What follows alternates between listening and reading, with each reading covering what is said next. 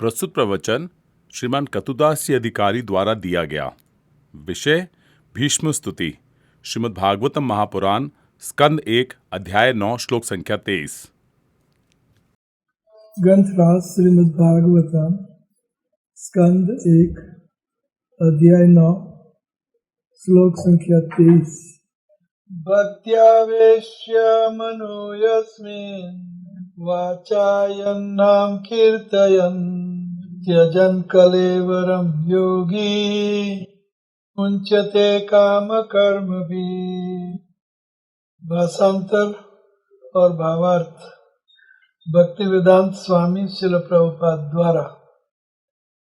वे पुरुषोत्तम भगवान जो एकाग्र भक्ति तथा चिंतन से एवं पवित्र नाम के कीर्तन से भक्तों के मन में प्रकट होते हैं, वे उन भक्तों को उनके द्वारा भौतिक शरीर को छोड़ते समय सकाम कर्मों के बंधन से मुक्त कर देते हैं। योग का अर्थ है अन्य समस्त विषयों से हटाकर मन को केंद्रित करना और वास्तव में ऐसी एकाग्रता समाधि है यह भगवान की सेवा में 100% अनुरक्ति है। जो इस प्रकार अपने चित्त को एकाग्र करता है वह योगी कहलाता है। भगवान का ऐसा योगी भक्त भगवान की सेवा में प्रतिदिन 24 घंटे लगा रहता है। फलस्वरूप उसका सारा ध्यान नवदा भक्ति में भगवान के चिंतन में लगा रहता है। नवदा भक्ति में श्रवण, कीर्तन, स्मरण, पूजन, स्तुति, दास्य भाव, आज्ञा पालन, सख्य भाव या समर्पण सम्मिलित है। योग के ऐसे अभ्यास से अर्थात भगवान की सेवा द्वारा उनसे जुड़ने से भगवान द्वारा मान्यता मिलती है। जैसा कि समाधि की सर्वोच्च स्थिति का वर्णन करते हुए भगवद गीता में स्वयं भगवान व्याख्या करते हैं। भगवान ऐसे विरले भक्त को योगियों में श्रेष्ठ बतलाते हैं। भगवत कृपा से ऐसा पूर्ण योगी अपना मन पूर्ण चेतना से भगवान में एकाग्र करता है और इस प्रकार शरीर त्यागने के पूर्व उनके नाम का कीर्तन करने से भगवान की अंतरंगा शक्ति द्वारा तुरंत ऐसे लोग को भेज दिया जाता है जहाँ भौतिक जीवन तथा उससे संबंध कारणों का प्रश्न ही नहीं उठता। भौतिक अस्तित्व में जीव को अपने सकाम कर्मों के अनुसार जन्म जन्मांतर 3 प्रकार के कष्टों की भौतिक स्थिति को सहना होता है। ऐसा भौतिक जीवन जीव की स्वाभाविक इच्छाओं के ही कारण उत्पन्न होता है। भगवान की भक्तिमय सेवा से जीव की स्वाभाविक इच्छाओं को मारा नहीं जाता, अपितु वे भक्तिमय सेवा के सही कार्यों में लगाई जाती है। इससे इच्छाओं के वैकुंठ में अंतरित होने की योग्यता आ जाती है। यहाँ पर सेनापति विष्णुदेव यहाँ पर विशेष प्रकार के योग का उल्लेख कर रहे हैं जिसे भक्ति योग कहते हैं, और वे भाग्यशाली थे कि भौतिक शरीर को त्यागने के पूर्व अपने समक्ष साक्षात भगवान को उपस्थित देख रहे थे। अतएव अगले श्लोकों में उन्होंने इच्छा व्यक्त की है कि भगवान उनकी दृष्टि के समक्ष ही बने रहे। श्रील प्रभुपाद कह रहे हैं तात्पर्य में कि जीव की स्वाभाविक स्थिति क्या है। जीव को भगवान ने एक उद्देश्य से पैदा किया है और वो उद्देश्य ये है कि जीव भगवान श्री कृष्ण की शुद्ध भक्ति करे, तभी जीव को संपूर्णतया सुख मिल सकता है। परफेक्ट सुख, जो संपूर्ण सुख कहते हैं। भौतिक सुख क्षणिक है और अशाश्वत है, और भौतिक होने से उनके लिए कड़ी तपस्या, कड़ी मजूरी, और भौतिक होने से बहुत क्षणिक रहता है सुख, और भौतिक होने से क्षणिक सुख भोगने के बाद लंबा काल तक दुख देता है। ये भौतिक सुख है। लेकिन ये भौतिक सुख सनातन आत्मा को सनातन आनंद नहीं दे सकता। इसीलिए नहीं दे सकता क्योंकि भगवान ने जीव को पैदा किया है एक उद्देश्य से, वो भगवान की शुद्ध भक्ति करें, तभी ही उनको सुख प्राप्त हो सकता है दोनों जगत में, भौतिक और आध्यात्मिक जगत में। तो सारी कठिनाइयां भौतिक जगत में उनकी जड़ है मिथ्या अहंकार। सारी कठिनाइयों की, दुखों की जड़ है मैं और मेरा। अहंकार का अर्थ है मैं और मेरा। तो ये उससे हमें लांघना है, मैं और मेरा, मिथ्या अहंकार। और शारीरिक संबंध अधिक सुखद तथा स्वाभाविक होता है। इसलिए भगवान को जब महाराज नंद या यशोदा सुत, यशोदा नंदन ऐसा कह के हम पुकारते हैं तो उनको और आनंद आता है। तो इसलिए यहाँ भीष्मदेव उनको पार्थ सखे, विजय सखे, वीर रस है, भीष्मदेव में वीर रस है, तो इसलिए विजय उनको बोलते हैं, विजय सखे, पार्थ सखे, संबंध। तो हमें भी ऐसा संबंध भगवान से एस्टैब्लिश करना चाहिए 1-to-1 बेसिस पर। मैं और कृष्ण 1-to-1 बेसिस पर हमें संबंध स्थापित करना चाहिए। उससे भगवान को आनंद होता है, हमें भी आनंद होता है। अर्थात हमें कोई हमारी स्वाभाविक स्थिति में होके उनकी भक्ति करना है। स्वाभाविक स्थिति का अर्थ है कॉन्स्टिट्यूशनल पोजीशन। हमारे स्वभाव के अनुकूल हमें भगवान की सेवा करनी है। हमारा स्वभाव दास का हो सकता है, प्रेमिका का हो सकता है, प्रेमी का हो सकता है, माता पिता का हो सकता है, मित्र का हो सकता है। अनंत संबंध भगवान से हम जोड़ सकते हैं। लेकिन उन अनंत संबंध, क्योंकि अनंत जीव है और अनंत जीवों का संबंध भगवान से 1-to-1 बेसिस पर, हिंदी क्या है 1-to-1 बेसिस, एक से एक नाता। हम एक, वो एक, और हमारा डायरेक्ट संबंध है, 1-to-1 बेसिस पर संबंध है। तो अनंत नाता है, अनंत प्रेम का तरीका है, क्योंकि अनंत जीवात्मा है और हर जीवात्मा अलग अलग ढंग से भगवान से 1-to-1 बेसिस पर संबंध जोड़ते हैं। स्टीरियोटाइप नहीं है कि बस 5 रस हैं तो 5 रस से संबंध जोड़ो, या उपरस है 9, 11 उपरस हैं, जो भी उपरस है, विभस्त रस, करुण रस वगैरह उपरस है, तो इतने ही संबंध है नहीं। 1-to-1 बेसिस पर भगवान सबसे संबंध कर, क्योंकि वो अनंत है और जीव भी अनंत है और संबंध भी अनंत है।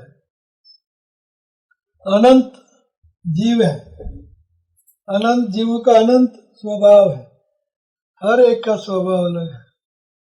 किसी भी जीवात्मा के शरीर की शक्ल मिलती नहीं।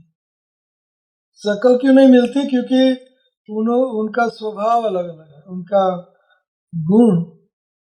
गुण अलग अलग है, गुणों का मिक्सचर अलग अलग है।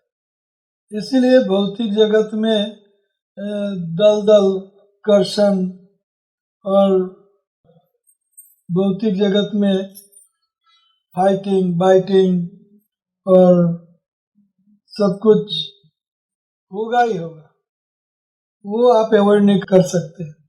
हस्बैंड वाइफ पति पत्नी खूब प्रेम करते हो एक दूसरे को, फिर भी there will be some friction.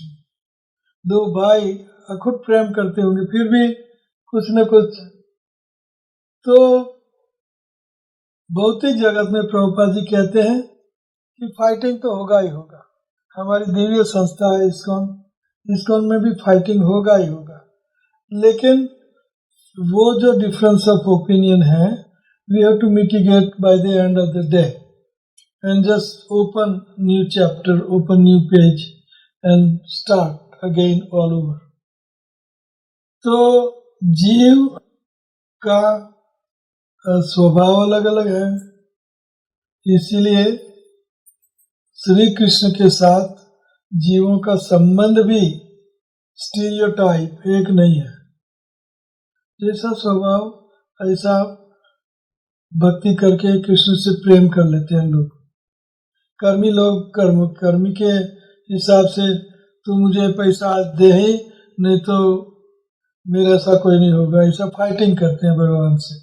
भगवान फाइटिंग चैलेंज लेते हैं, ऐसा नहीं कि वो ये जीव मुझे फाइटिंग करने आया है तो वो गंदा है। अहो बकीयम सनकालकूटम जिंगासया अप्यय साध्वी लेबे गतिम धात्री उचितम ततोन्यम कन्वा दयालुम शरणम ब्रजेमा। तो ऐसे दयालु भगवान है। कोई फाइटिंग करने आए, फिर भी फिर जहर लेके आई उतना मासी मौसी, तो उनको भी धात्री माता की तरह उनने गति दी। तो कैसे भी व्यवहार, अनंत जीव है, अनंत तरह से व्यवहार करते हैं, लेकिन सबसे ऊंचा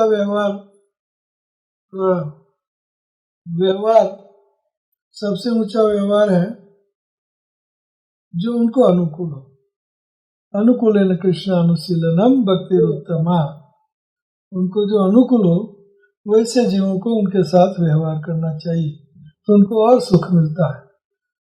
तो हर जीवों का अलग अलग स्वभाव है, इसीलिए भगवान से सबका नाता अलग अलग है, कोई स्टीरियोटाइप नाता नहीं है।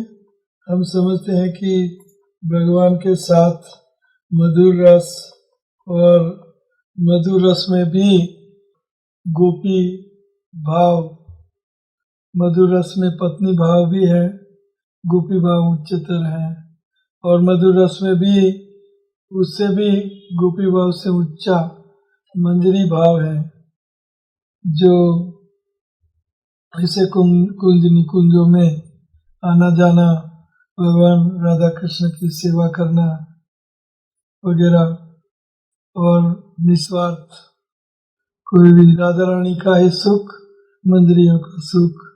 और उसमें गोपी भाव में भी विप्रलंब रसाम्बुदे, विरह में जो मधुर रस है वो सर्वोत्तम हमारे आचार्यों ने सिखाया है। तो अनंत रस है, अनंत संबंध है, और अनंत प्रकार भक्ति के हैं, और उन अनंत प्रकार भक्ति के हैं उसमें सबसे श्रेष्ठ प्रकार भक्ति का है वो है नाम संकीर्तन। जैसे चैतन्य महाप्रभु कहते हैं कि साधन मध्य श्रेष्ठ नवविधा भक्ति, कृष्णा प्रेम कृष्णादित्य धारे महाशक्ति, तार मध्य सर्वश्रेष्ठ नाम संकीर्तन, निरपराधे नाम लैले पाए प्रेम धन, निरपराधे नाम लैले पाए प्रेम धन। तो अनंत भक्ति के प्रकार है, उनमें नवडा भक्ति श्रेष्ठ है। नवडा भक्ति में भी नाम स्मरण, नाम रटन, नाम कीर्तन श्रेष्ठ है, और निरपराध नाम अपराध के बिना अगर हम नाम लेते हैं तो हमें श्री कृष्ण का प्रेम तुरंत मिल जाता है। निरपराधे नाम ले ले पाए प्रेम धन। अपराध 10 है, उन अपराधों से बचना। अर्थात शुद्ध नाम का अर्थ है अन्य अभिलाषा शून्य, कोई भी प्रकार की अभिलाषा के बिना श्री कृष्ण की प्रसन्नता के लिए ही नाम करना। अन्य अभिलाषा शून्य। और ज्ञान कर्माद अनावृतम, ज्ञान रूप ज्ञान मिश्रा भक्ति, कर्म मिश्रा भक्ति, भक्ति के साथ कोई भी मिक्सचर नहीं, शुद्ध भक्ति, उनको शुद्ध भक्ति कहते हैं। ज्ञान कर्माद अनावृतम अनुकूलेन, और कृष्ण को जो अनुकूल हो ऐसा नाम कीर्तन। अनुकूलेन कृष्णा अनुशीलनम भक्तिर उत्तमा, वो उत्तम भक्ति है। तो वो उत्तम भक्ति का अर्थ है शुद्ध नाम। शुद्ध नाम का अर्थ है अन्य अभिलाषा शून्य, ज्ञान कर्माद अनावृतम, अनुकूल होके कृष्ण का नाम लेना, अनुकूल होके श्री कृष्ण का नाम लेना, तो उनको बोलते हैं शुद्ध नाम। तो ये शुद्ध नाम। और जब हम अंत समय आता है हमारा, तो हमें सारी दुनिया से, संसार से संन्यास ले लेना चाहिए। अर्थात मन, संन्यास मन को लेना है, संन्यास शरीर को नहीं लेना है, संन्यास जीव को नहीं लेना है। जीव सच्चिदानंद है, जीव शुद्ध है, परम पवित्र है। जीव को कोई संन्यास की जरूरत नहीं है, जीव को कुछ शुद्ध होने की जरूरत नहीं है, जीव शुद्ध ही है। लेकिन जीव को एक भूत लगा है, भूत, मन रूपी भूत लगा है। तो उन भूत को हमें परम पवित्र करना, उनको मुक्त करना है, उनको मुक्ति दिलाना है। तो मन को मुक्ति दिलाने के लिए मंत्र, महामंत्र, मंत्रणायते इति मंत्र, मन को मुक्ति दे, त्राणाय करें, उनको मंत्र कहते हैं। तो ये महामंत्र नामों से बना है। तो हमें अंत काले यम यम वापि स्मरण भावम त्यजंतन्ते कलेवरम, स्मरण मन को करना है। स्मरण न बुद्धि को, न इंद्रियों को, न आत्मा को, न किसी को। स्मरण मन का, मन मनस्का, मन मना भव मद्भक्तो मध्याजी माम नमस्कुरु। मन मना, 2 बार भगवद गीता में भगवान कह रहे हैं, मन मना, मेरे में मन रखा। यम यम वापि स्मरण भावम त्यजंतन्ते कलेवरम सदा तदभाव भाविता। तो अंत काले च मामेव स्मरण मुक्त्वा कलेवरम।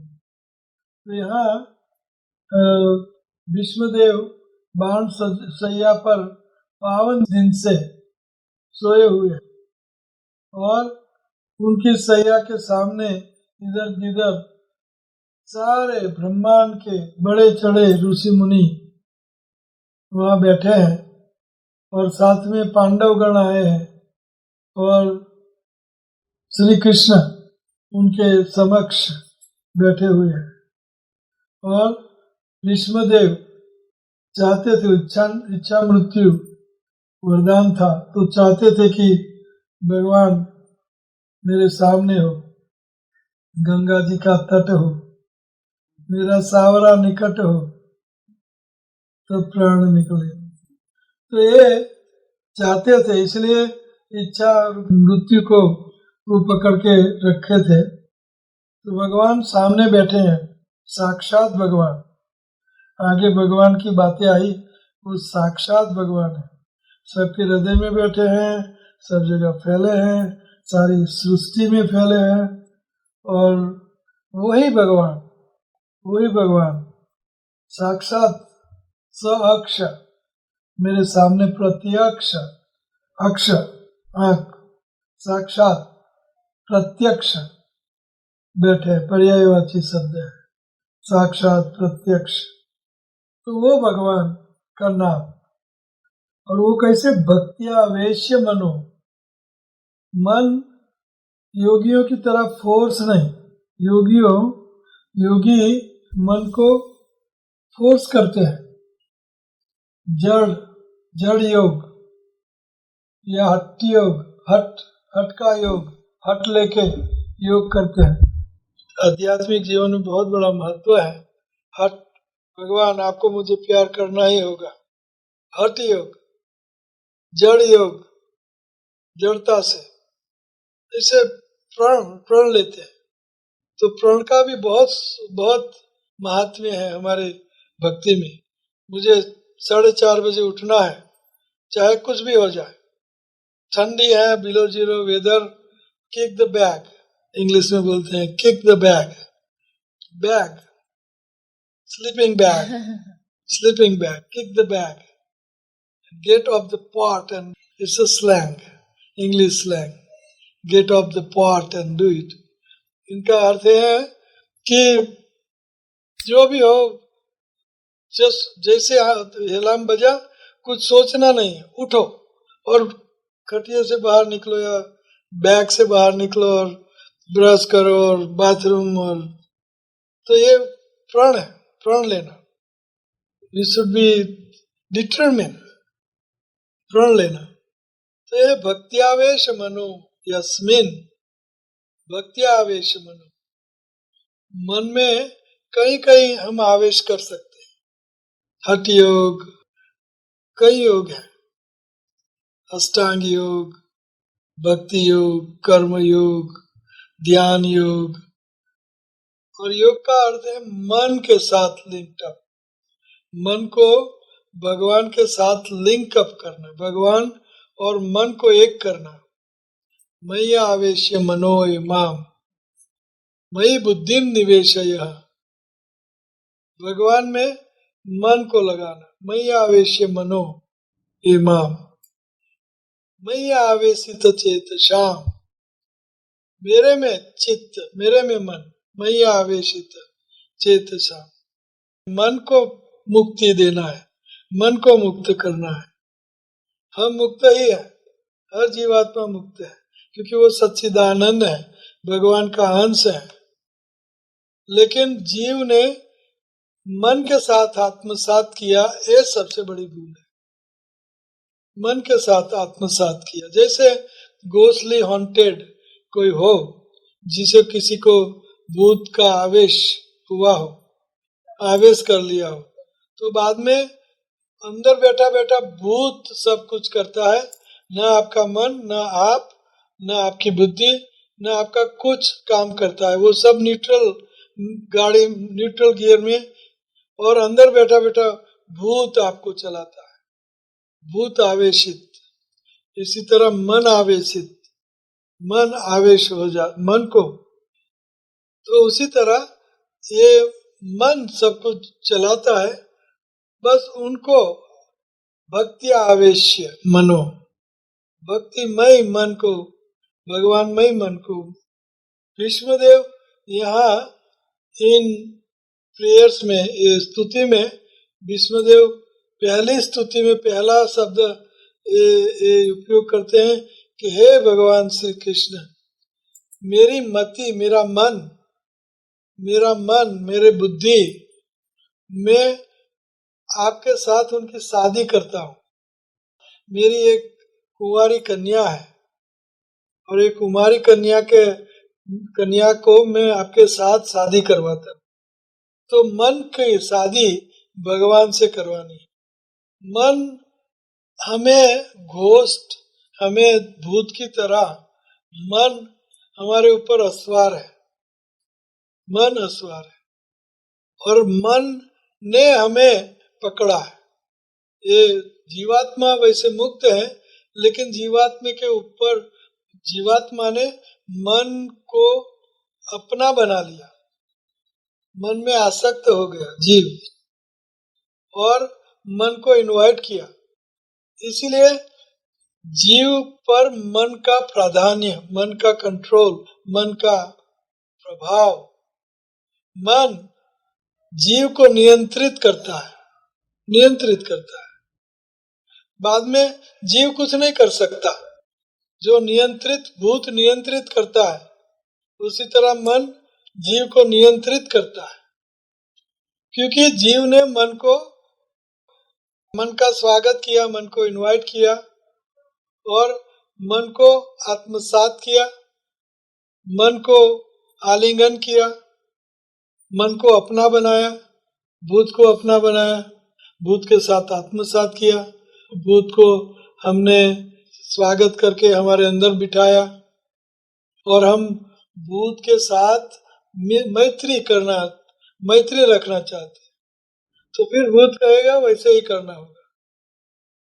उसी तरह ये मन को हमने अपना बना लिया है, मय्यावेश्य मनो इमाम। इसलिए मन को हमें भगवान में लगाना है। मन को मना के, मन कई बार जड़ योग में मन को मनाते नहीं, मन को आउट, मैं कहूं वैसे जड़वत मैकेनिकल, मन का सुनते नहीं। जड़ योग में मन का कुछ सुनना नहीं होता। लेकिन ये artificial imposition on mind is not a good and will not last longer. मन के ऊपर हम जैसे आपके बच्चा है, उनको आप दबाव से रखोगे तो चोरी छुपी से करेगा, तो मन की परिस्थिति भी वैसी है। आप चोरी छुपी से उनके ऊपर दबाव डाल के करोगे तो चोरी छुपी करेगा। तो इसीलिए हमें मन को भक्ति योग से, मन को भक्ति अच्छी लगती है, उनके ऊपर जबरदस्ती नहीं करना है। मन को हमें स्वाभाविक तौर से भक्ति में लगाना होगा। मन को कल हमने कितना सुंदर गाया, कितना सुंदर नाच किया, कितना सुंदर सेवा की भगवान की, सुंदर मुख वितरण किया और सब भक्तों के साथ पार्टी मनाई, खान पान सब कुछ किया, लेकिन मन को भगवान की भक्ति, भक्तों, सेवा और सुंदर तरीके से हमने किया। वही चीज बाहर शादी में जुलूस निकलता है, बैंड बाजे बजते हैं और पैसा उड़ाते हैं, बांटते हैं, सब कुछ खाते हैं, नाचते हैं, एक ही चीज है। लेकिन भगवान के साथ और वो भौतिक एक ही चीज हमने की, कोई दूसरा कुछ नहीं किया, एक ही चीज। तो मन को हमें ऐसे भगवान की सेवाओं में स्वाभाविक तौर में मन लग जाए, वैसा करना है। उनको बोलते हैं सहज योग। सहज योग का अर्थ है सहजता से हमारा मन भगवान में लगा रहे, स्वाभाविक तौर से हमारा मन भगवान में लगा रहे, तो उनको बोलते हैं सहज योग। तो यहाँ कहते हैं भक्त्यावेश मनो यस्मिन वाचा, वाणी को यन नाम कीर्तयन अंत काले हमें भगवान में मन लगाना चाहिए, भगवान का नाम जप करना चाहिए। त्यजन कलेवरम, और जब हम शरीर छोड़ते हैं, त्यजन कलेवरम, योगी मुंचते काम कर्म भी, योगी भौतिक जगत के कर्मों की श्रृंखला, जो कर्मों का फल होता है, उनको योगी छोड़ देता है। त्यजन कलेवरम, तो कलेवर हमारा शरीर भक्त कैसे छोड़ता है, ये यहाँ बताया है कि भगवान श्री कृष्ण में एक तो वो मन एकाग्र करता है, भक्त्यावेश मनो यस्मिन, क्योंकि आखिरी पल है, जाना है, सब छोड़ना है, छूटेगा, जबरदस्ती से छूटेगा। ऐसे भक्त क्या करता है, स्वाभाविक तौर से सारी दुनिया से, संबंधियों से, शरीर से, मन से, बुद्धि से सब कुछ हटा के अपने आप में हो जाता है और भगवान से जोड़ देता है। और भौतिक आसक्तियों वाले जो मनुष्य होते हैं वो दुखी, रोते हुए, ककड़ते हुए, ये रह गया, वो रह गया करते हुए जाते हैं। एक गांव में एक बूढ़ी थी, तो बूढ़ी मरने जा रही थी। तो बूढ़ी को उनके बच्चे पूछते हैं कि माँ माँ आपकी क्या इच्छा पूर्ण करे, क्या इच्छा पूर्ण करे, अब आप भगवान का नाम लो, भगवान का ध्यान करो। तो बूढ़ी कहती है हाँ हाँ, लेकिन वो गाय का बछड़ा गाय को सारा दूध पी रहा है, गाय का निकालो दूध निकालो, उनको हटाओ। अरे वे तो भौतिक लोग हैं, उनका चित्त वैसे ही लगा रहता है। मरण काल आ गया है, फिर भी गाय का दूध में सारी आसक्ति है। तो यहाँ भक्त्यावेश मनु, भगवान की भक्ति में मन को आवेशित, और तभी कर सकते हैं मन को आवेशित हम जब सारी उम्र हमने प्रैक्टिस की हो। अंतकाले हम ध्यान कर सकते हैं, मैं मायापुर में हूँ, या मैं जगन्नाथ रथ यात्रा में, मेरी गली में रथ यात्रा निकल रही है, भक्त लोग आ रहे हैं, मैं प्रसाद का इंतजाम कर रहा हूँ और मैं सुंदर भगवान की मूर्तियों को बैठा रहा हूँ, उनका हार तोड़ा वगैरह। ऐसे मन को भगवान के कोई भी लीला में जो आपने अनुभव की हो उनमें लगा दो, बस हो गया काम। और नाम जप करते करते भगवान की लीलाओं में प्रविष्ट हो जाओ। तो हम विशंते तद अनंतरम, हम ये भौतिक जगत को पार लांग जाएंगे।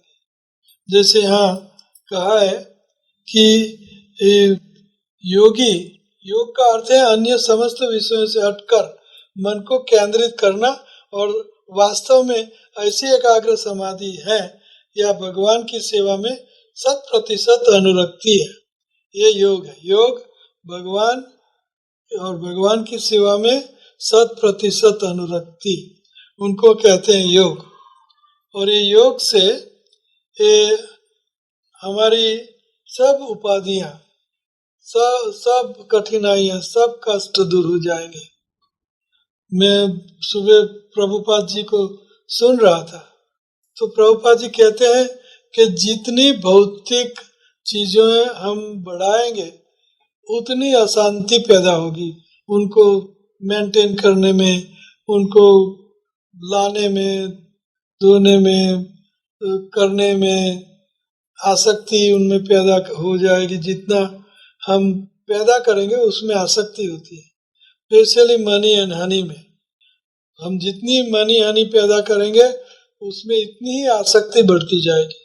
और ये आसक्ति ऐसा नहीं कि इतना मैं कर लूं बस ये सीमा है, ये सीमा है, उससे ज्यादा हमें नहीं चाहिए।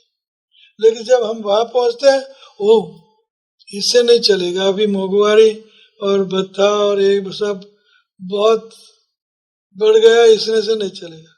वहां गए तो इतने से नहीं चलेगा। मृग मरीचि जैसा भाग दौड़ है।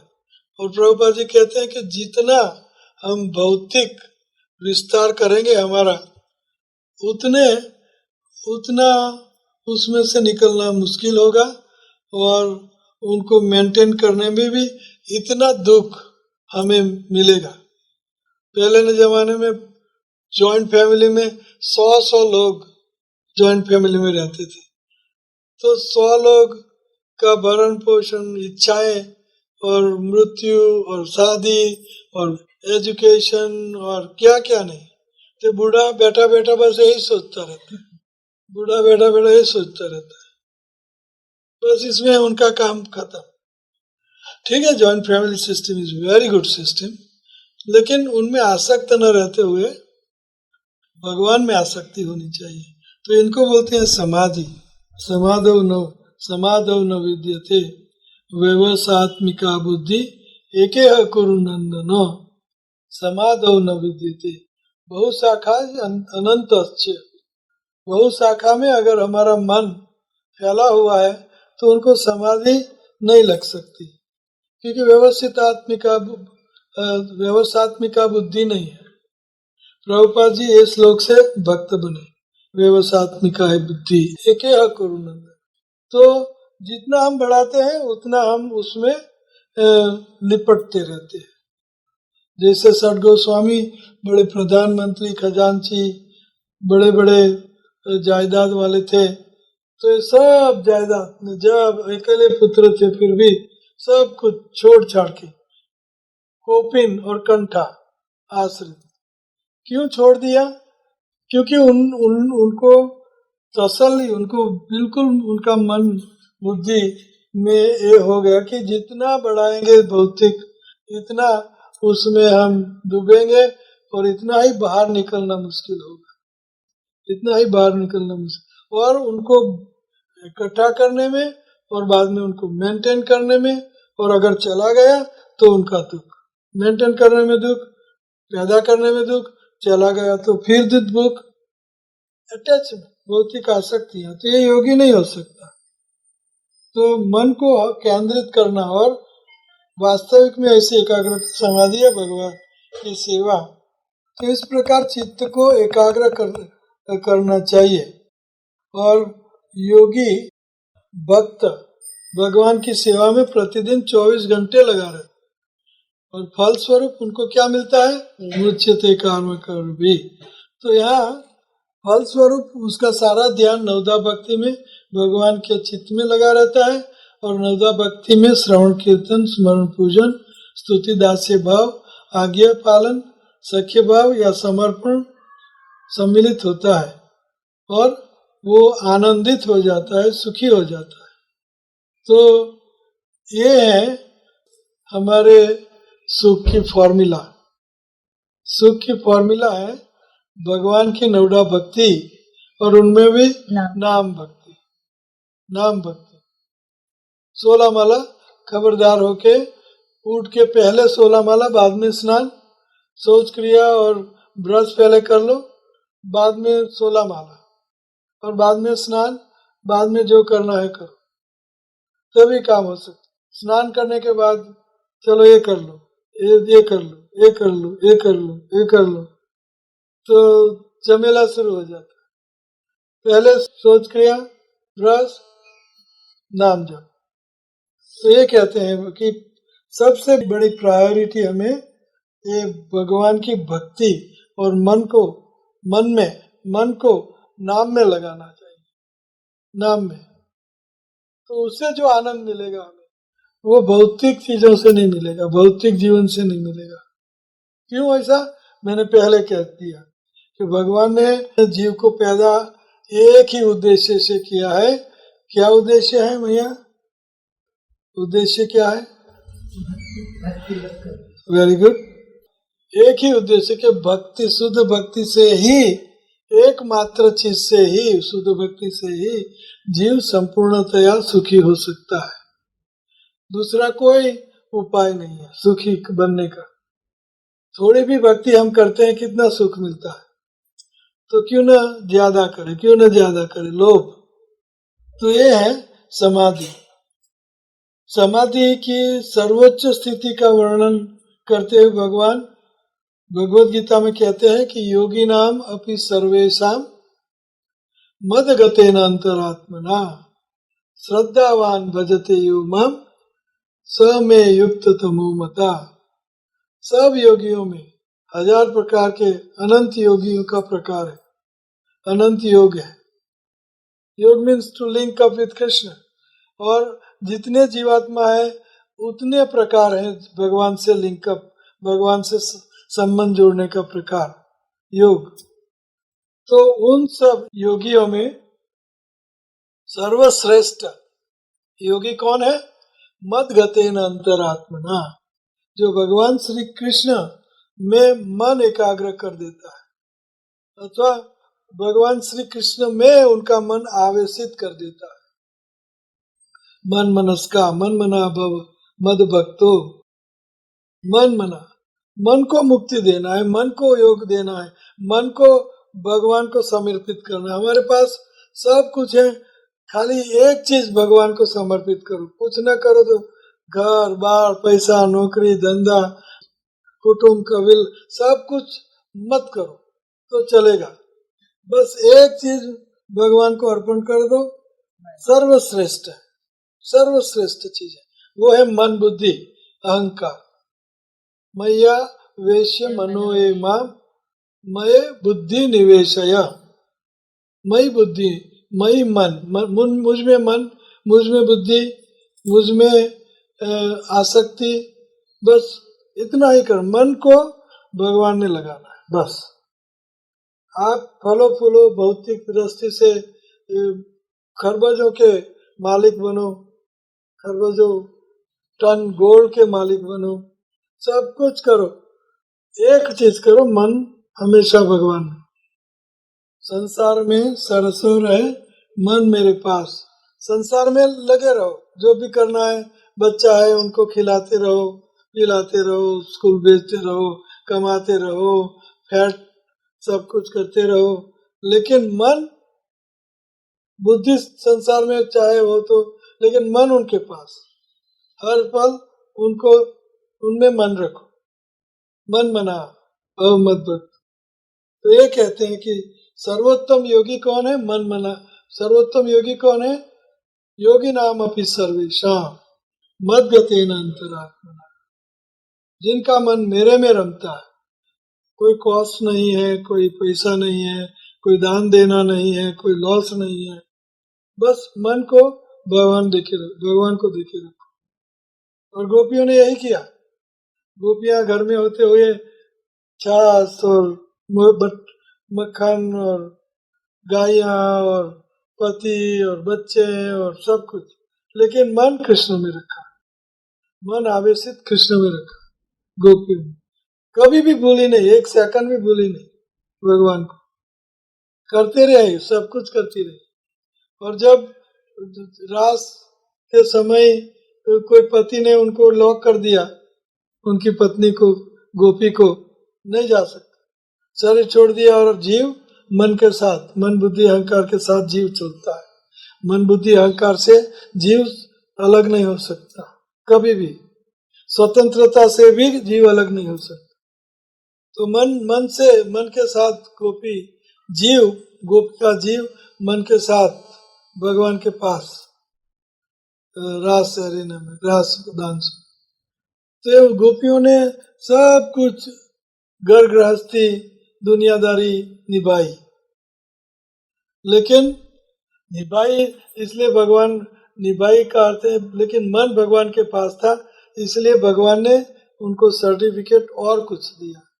वो सर्टिफिकेट क्या दिया कि ता मन मनस्का, उन गोपियों का मन, उद्धव को कहते हैं भगवान, कि मथुरा से, मथुरा में भगवान उद्धव को कहते हैं कि हे उद्धव, आप व्रज में जाओ, क्योंकि मेरे से उन लोगों के बिना रहा नहीं जाता, और उन लोगों व्रजवासियों से, व्रजवासियों को भी मेरे से रहा नहीं जाता।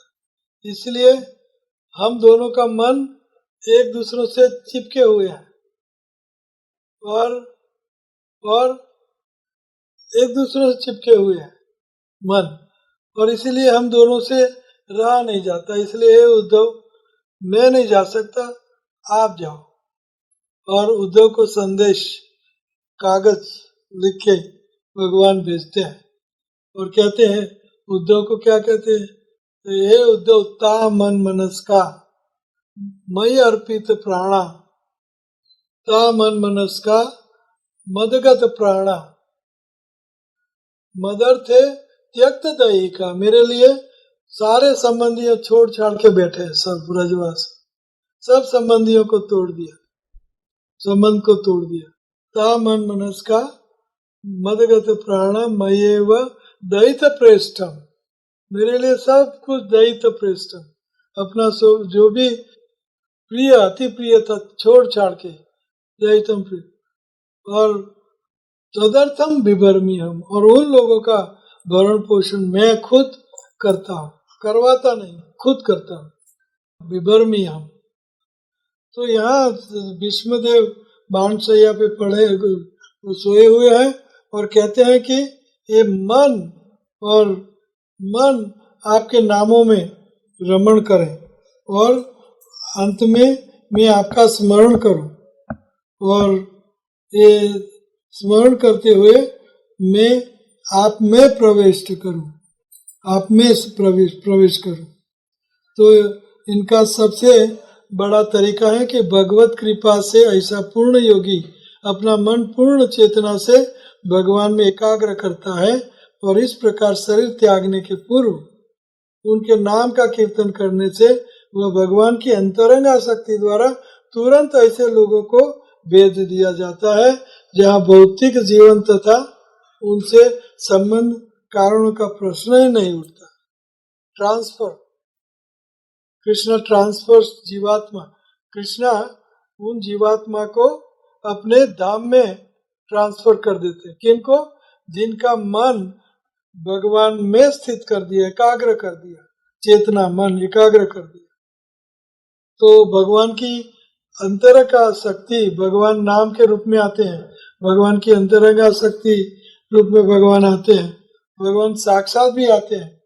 और येषाम हम समुद्धरता मृत्यु संसार सागर हम भवामि न चिरात पार्थ मैया आवेशित चेतस, जिनका मेरे में मन आवेशित है मैं खुद आता हूँ, मैं खुद आता हूँ। तो भगवान की अंतरंगा शक्ति से जीव भगवान के धाम में वापस लौटता है। कौन सा जीव?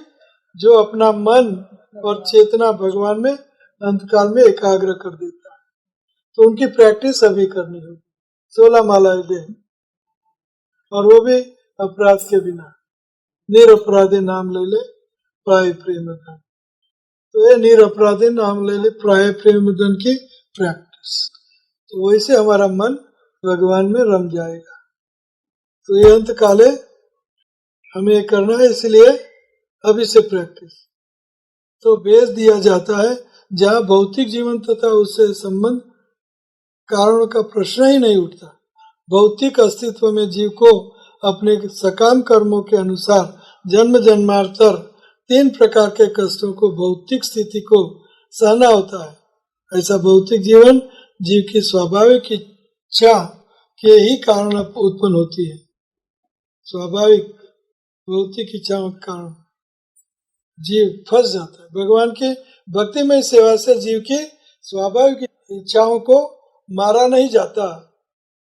जीव को आर्टिफिशियल इम्पोजिशन, जीव को दबाव में नहीं डालना, अथवा तो दबाव में डालेंगे तो स्प्रिंग की तरह फिर से आउट ऑफ कंट्रोल हो जाएगा। लेकिन अर्पितु क्या करना है हमें? अपितु वे भक्ति में सेवा के सही कार्यों में लगाई जाती है। तो हमें स्वाभाविक तौर से मन, बुद्धि, अहंकार, शरीर सबको स्वाभाविक भक्ति में, जैसे कल हमने 4-5 घंटा स्वाभाविक भक्ति, मन लगा रहा उसमें, भक्तों में लगा, प्रसाद में लगा, कीर्तन में, नाम में, सब चीजों में, डांस में, सब चीजों में लगा रहा। तो स्वाभाविक प्रवृत्ति में मन को लगाए रखना है। तो ये है आज का class, no artificial imposition on the mind. लेकिन हमें मन को अंत में भगवान में लग जाए, इसलिए अभी से प्रैक्टिस करनी है। 16 मालाएं डे, 16 मालाएं डे अभी से प्रैक्टिस करनी है। तो यानी कोई सवाल जवाब, क्वेश्चन, शंका, समाधान, कोई क्वेश्चन? यस जी, ये आपने बोला कि मंजरी भाव क्या है, और मंजरी भाव गोपी भाव से श्रेष्ठ क्यों है? एक ही चीज है, गोपी भाव और मंजरी भाव एक ही चीज है। मंजरी छोटी है, मंजरियों और गोपी भाव में सबसे बड़ा डिफरेंस ये है कि मंजरियां असम स्नेहा होती है, अर्थात राजा रानी में थोड़ा सा ज्यादा प्रेम। मंजरियां कन्याएं, छोटी छोटी कन्याएं होती हैं 12 साल की। 12 साल की कन्या मतलब उनमें विकार नहीं होता। और आध्यात्मिक जगत में तो 12 साल की 12 फुट की होती है। तो लगता है कि छोटी, यहाँ तो हम छोटी कहेंगे तो, लेकिन वहाँ तो सुंदर 12 साल की, जिनमें विकार नहीं, प्यूबर्टी से पहले। तो वो गोपियाँ जो गोपियां हैं उनको मंजरी कहते हैं, जो जिनमें विकार नहीं है और उनमें स्वाभाविक तौर से राधा रानी में अखुट आसक्ति होती है कृष्ण से ज्यादा, और इसलिए वो चाहती हैं कि राधा रानी ही कृष्ण के साथ प्रणय लीलाएं, अंतरंग गूढ़ प्रणय लीलाएं, जैसे यहाँ चित्र है ये कुंज निकुंज का अंतरंग नित्य लीला का एक सुंदर चित्र है, खूब सुंदर। तो अंतरंग लीलाएं जिसमें मान स्नेह और भाव महाभाव सारे, तो यहाँ सेवा करने के लिए कोई चाहिए, डिवाइन कपल का ये राधा कृष्ण की सेवा करने के लिए कोई चाहिए। तो राधा रानी के सुख में सुखी, अपने सुख में सुखी नहीं, राधा रानी को आगे, राधा रानी की सेवा, कृष्ण की सेवा, राधा की कंपटीशन नहीं। सखियां गोपियां कभी कभी राधा रानी की कंपटीशन कर लेती, कभी कभी मन हो जाता है, लेकिन मंजरिया राधा रानी के दर्पण है कि दर्पण, दर्पण में हम देते हैं, हंसते हैं तो दर्पण में हंसते हैं, हमारा चेहरा हम ऐसे करते तो दर्पण में करते हैं। तो राधा रानी जितना सुख और आनंद कृष्ण के एसोसिएशन में, जितना राधा रानी को आनंद होता है, उतना मंजरियों को क्या होता है, आनंद होता है, आनंद होता है।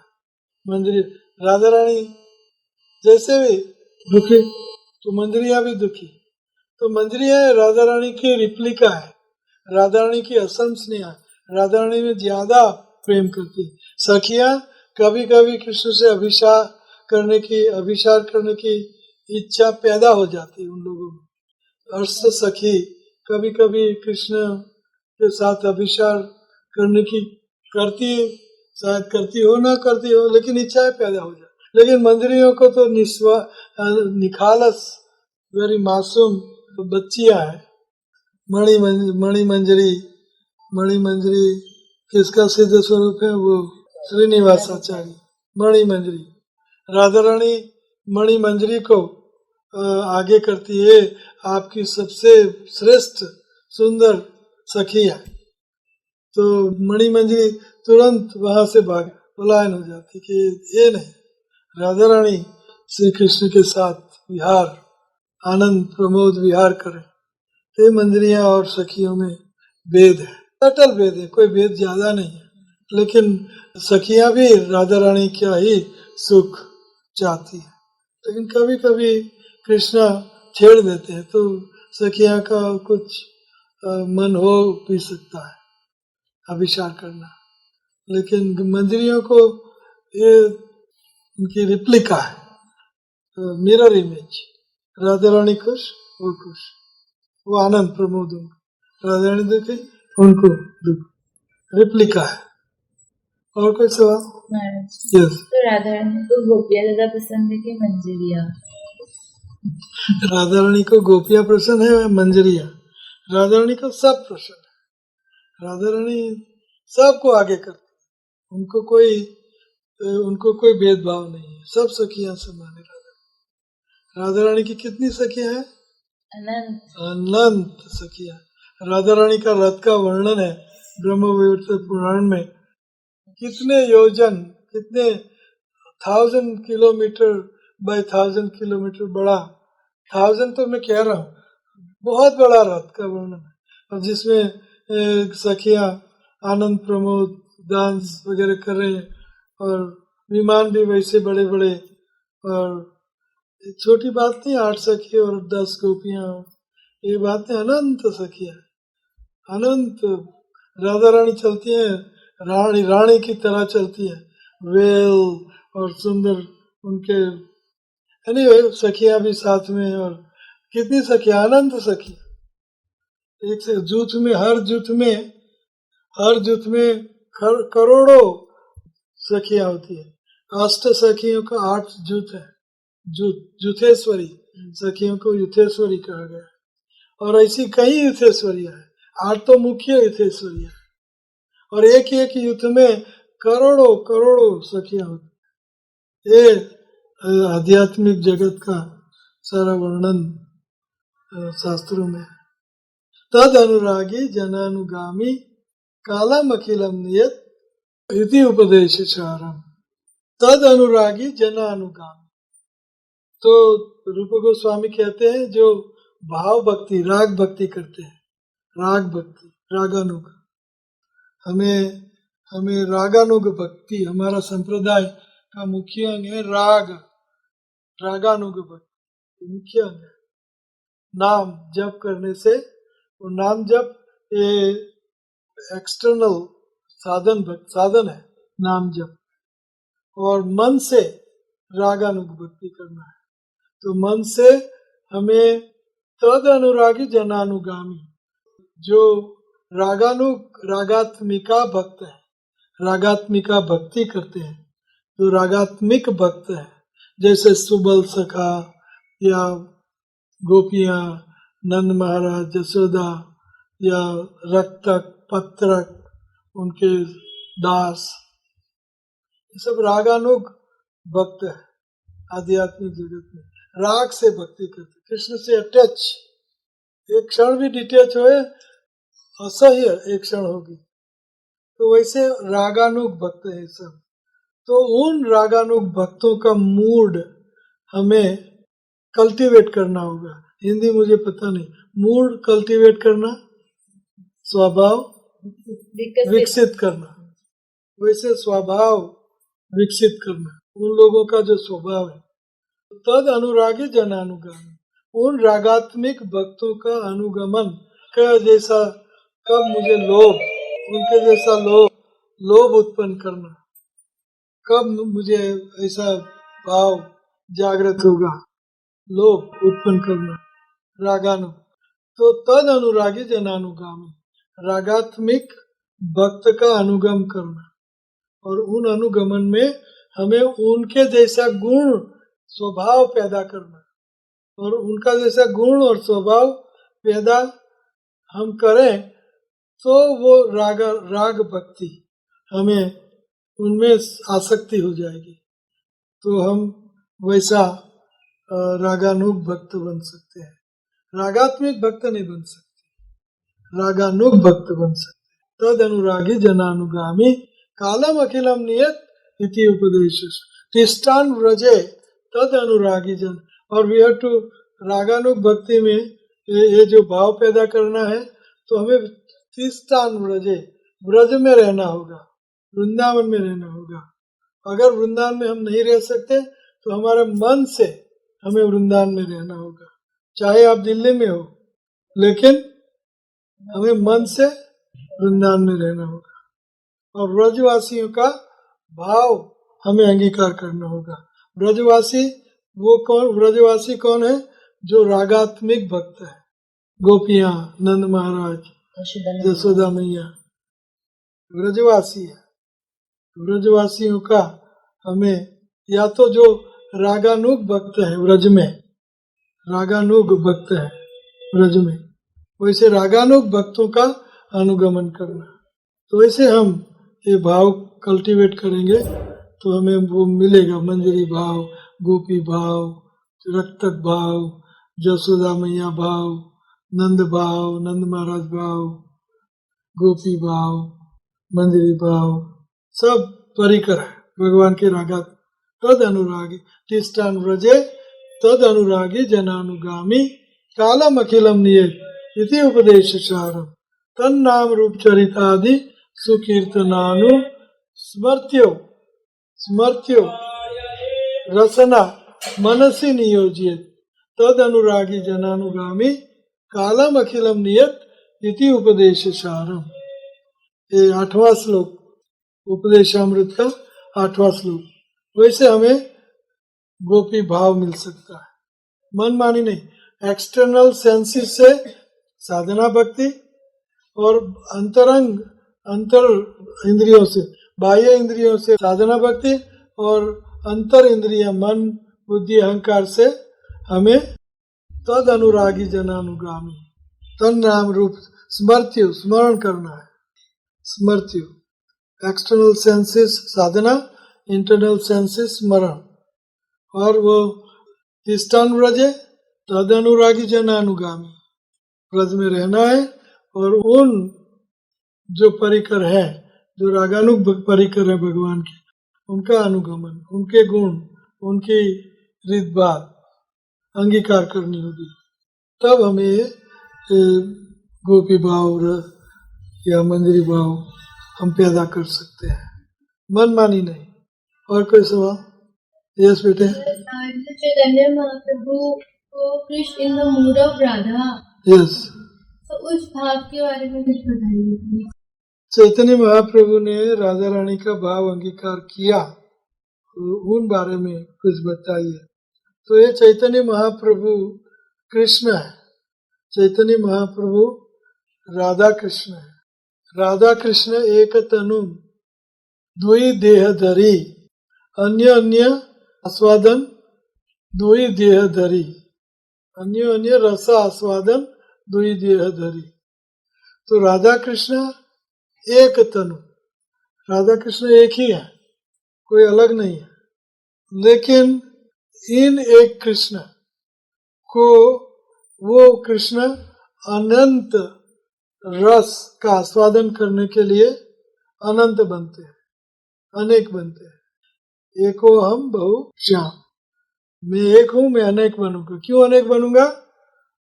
अनंत रस का आस्वादन करने के लिए। तो रस का आस्वादन करना है, तो रस का आस्वादन कभी हो सकता है? तभी हो सकता है जब रस बाहर निकले और जब रस हम का आस्वादन करें, तभी हो सकता है। कृष्ण रस ही है, कृष्ण रसेस है, कृष्ण रस का आगार है। रसिक शेखर कृष्ण, परम करुण कृष्ण रसिक शेखर है, रस का आगार है, रस है कृष्ण, कृष्ण रस है। लेकिन जब तक रस बाहर न निकले और बाद में वो रस को आस्वादन न करे, तब तक उनको रस का आस्वादन नहीं हो सकता है। रस जैसे उदाहरण, गाय है, गाय में दूध है और गाय को दूध का रस भूख आस्वादन करना है। गाय में दूध है, गाय दूध है, लेकिन जब तक वो दूध निकाला न जाए और गाय को पिलाया न जाए, तब तक रस दूध का आस्वादन। उसी तरह कृष्ण एक है, लेकिन उन रस का आस्वादन करने के लिए एको हम बहुश्याम, रसो वैसा, वो रस है, रसो वैसा। कृष्ण रस ही है, लेकिन उनको आस्वादन करना है। रस में तो हूँ, लेकिन मुझे उनका आस्वादन तो कर, उनका इच्छा है कि मुझे रसास्वाद। देन दो बनना पड़ेगा, रस निकालना पड़ेगा। तो रस निकालने के लिए कोई दूसरा होना चाहिए। गाय में से दूध निकालने के लिए गाय निकाल सकती है, कोई दूसरा चाहिए। तो कृष्ण एक्सपेंड हुए राधा रानी में, उनने विस्तारित किया अपना स्वरूप, विस्तार, राधा रानी बने। तो देन अन्य अन्य अन्य अन्य रस आस्वादन करी। राधा कृष्ण एक तनु दो ही रूप धरी, अन्य अन्य आस्वादित है दो ही तनु धरी। तो राधा रानी बने। अब राधा रानी बने तो क्या हुआ कि राधा रानी उन रसेश कृष्ण क्या रस का आस्वादन में अनंत कोटि ऊंचा, सबसे ऊंचा आनंद का आस्वादन कर रही है। और कृष्ण रस है, लेकिन आस्वादन नहीं हो रहा है। गाय दूध है, लेकिन आस्वादन नहीं हो रहा है। तो फिर कृष्ण ने इच्छा की कि मैं राधा रानी बनूंगा, मैं राधा रानी बनूंगा, तो मुझे वो रस का आस्वादन मैं कर सकूं। तो राधा भाव अंगीकार करी, राधा का भाव अंगीकार करना पड़ेगा। राधा रानी की साहेब बन भी जाए, लेकिन राधा रानी का भाव नहीं पैदा हो, तो रस का आस्वादन कैसे करेंगे? रस का आस्वादन कैसे होगा? तो राधा रानी बनना पड़ेगा, राधा रानी का भाव अंगीकार करना पड़ेगा, और राधा रानी का complexion, gold, molten gold complexion, सुनहरा कलर, तो हो गए चैतन्य महाप्रभु। श्री कृष्ण चैतन्य राधा कृष्ण नाहे अन्य, राधा कृष्ण नाहे अन्य। तो Krishna plus Radha Rani is equal to Chaitanya Mahaprabhu, Krishna plus Radha भाव is equal to Chaitanya Mahaprabhu, Krishna plus Radha भाव का आस्वादन is equal to Chaitanya Mahaprabhu. तो ये चैतन्य महाप्रभु बने ये कलयुग में। हर 28वीं चतुर्युगी में का कलयुग में चैतन्य महाप्रभु आते हैं। वैवस्वत मनवंतर 28वीं चतुर्युगी, उनमें जो कलयुग है और द्वापर है, द्वापर के अंत में कृष्ण आते हैं और कलयुग के प्रथम चरण में चैतन्य महाप्रभु आते हैं। हरे कृष्ण।